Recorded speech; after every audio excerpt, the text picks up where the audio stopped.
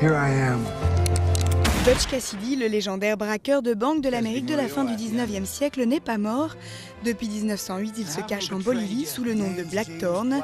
Son destin croise celui d'un jeune ingénieur, interprété par Eduardo Noriega, qui braque la mine dans laquelle il travaille. S'engage alors une grande chevauchée à travers des paysages sublimés par le réalisateur espagnol Mateo Gil. Et sous les traits de Butch, on retrouve Sam Shepard. Pourquoi c'est tombé sur nous?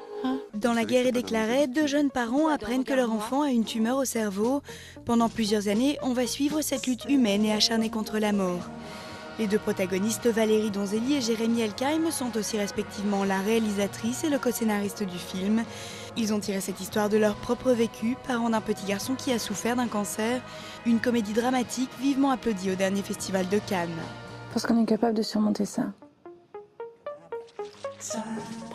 Un cadavre frais peut parfois valoir beaucoup d'argent, surtout à Édimbourg en 1820, au lieu de la médecine en Europe.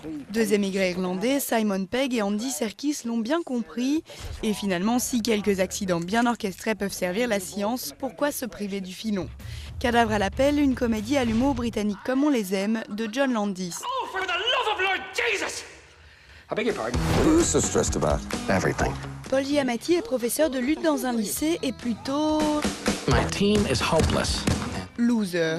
Jusqu'au jour où Bobby Cannavale sonne à sa porte. Ce jeune garçon en fugue semble aussi perdu que lui, mais il montre d'étonnantes compétences sportives. La complicité qui naît entre eux en fera des winners. Une comédie qui oscille entre drame social et humour piquant du réalisateur américain Thomas McCarthy.